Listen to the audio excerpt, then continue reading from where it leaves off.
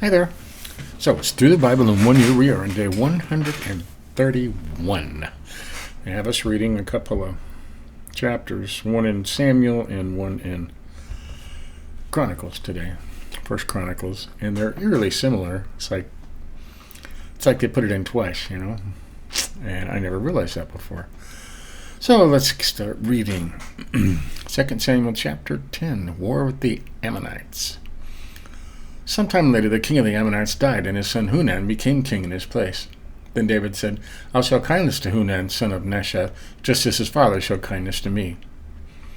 So David sent his emissaries to console Hunan concerning his father. However, when they arrived in the land of the Ammonites, the Ammonite leaders said to the Hunan, their lord, just because David has sent men with condolences for you, do you really believe he's showing respect for your father?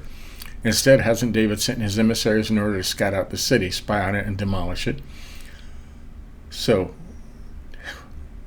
Hanun took David's emissaries, shaved off their beards, cut their clothes in half at the hips, and sent them away. Bad news, huh? When this was reported to David, he sent someone to meet them. Since they were deeply humiliated, the king said, Stay in Jericho until your beards grow back, then return. When the Ammonites realized they had become repulsive to David, they hired 20,000 foot soldiers from the Arameans of Beth-rehob and Zohah, and 1,000 men from the king of Mach, and 12,000 men from Tob. David heard about it and sent Joab and all the elite troops. The Ammonites marched out and lined up in battle formation at the entrance to the city gate, while the Arameans of Zohab and Rehob and the men of Tob and Mechem were in the field by themselves. When Joab saw that there was a battle line in front of him and another behind him, he chose some of Israel's finest young men and lined up a formation to engage the Arameans. He placed the rest of the forces under the command of his brothers, Abishai. They lined up in formation to engage the Ammonites. If the Arameans are too strong for me, Joab said, then you will be my help. However, if the Arameans are too strong for you, I'll come to help you. Be strong. Let's prove ourselves strong for our people and for the cities of our God. May the Lord's will be done. Joab and his troops advanced to fight against the Arameans, and they fled before him. When the Ammonites saw that the Arameans had fled, they too fled before Abishai and entered the city. So Joab withdrew from the attack against the Ammonites and went to Jerusalem.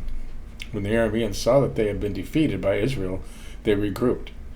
Hadadezer sent messengers to bring the Arameans who were beyond the Euphrates River, and they came to Halam and Shobak, commander of Hadadezer's army, leading them. When this was reported to David, he gathered all Israel, crossed the Jordan, and went to Halam. The Arameans lined up to engage David in battle and fought against him. When the Arameans fled before Israel, and David killed 700 of their charioteers and 40,000 foot soldiers, he also struck down Shobak, commander of their army, who died there. When all the kings who were Hadadezer's subjects saw that they had been defeated by Israel, they made peace with Israel and became their subjects. After this, the Arameans were afraid to ever help the Ammonites again. There you go. Now let's read it all over again in Chronicles, shall we? Sometime later, King Kenash and the Ammonites died, and his son became king in his place. And David said, I'll show kindness to Hanun, son of Nashah, because his father showed kindness to me. So David sent messengers to console him concerning his father. However, when David's emissaries arrived in the land of the Ammonites to console him, the Ammonite leader said to Hanun, just because David has sent men with condolences for you, do you really believe he's showing respect for your father? Instead, having his emissaries come in order to scout out, overthrow, and spy on the land. So Hanun took David's emissaries, shaved them, cut their clothes in half at the hips, and sent them away. It was reported to David about his men, so he sent messengers to greet them. Since the men were deeply humiliated, the king said, Stay in Jericho until your beards grow back, then return. When the Ammonites realized they had made themselves repulsive to David, Hanun and the Ammonites sent 38 tons of silver to hire chariots and horsemen from Aramaic, and Zobah. They hired 32,000 chariots, and the king of Maach with his army, who came and camped near Medeba. The Ammonites also came together from their cities for the battle. David heard about this, and he sent Joab and all the elite troops. The Ammonites marched out and lined up in battle formation at the entrance of the city, while the kings who had who had come were in the field by themselves. When Joab saw that there was a battle line in front of him and another behind him, he chose some of Israel's finest young men and lined up in formation to engage the Arameans. Aramaeans, I think it's pronounced. He placed the rest of the forces under the command of his brother Abishai. They lined up in formation to engage the Ammonites. If the Arameans are too strong for me, Joab said, then you'll be my help. However, if the Ammonites are too strong for you, I'll help you. Be strong. Let's prove ourselves strong for our people and for the cities of our God. May the Lord's will be done. And you're reading the same thing over and over again, huh?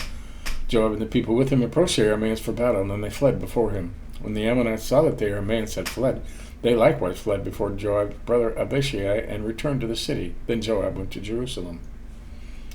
When the Arameans realized they had been defeated by Israel, they sent messengers to summon the Arameans who were beyond the Euphrates River. They were led by Shobach, the commander of Hadadezer's army. When this was reported to David, he gathered all Israel and crossed the Jordan and came up to the Arameans and lined up against them. When David lined up to engage them, they fought against him. But the Arameans fled before Israel. David killed 7,000 of their charioteers and 40,000 foot soldiers. He also killed Shobach, commander of the army. When Hadadezer's subjects saw that they had been defeated by Israel, they made peace with David and became his subjects. After this, the Arameans were never willing to help the Ammonites again. It's like a little story, huh? Okay, now I have to read Psalm 20, a quick psalm. Psalm of David, deliverance in battle.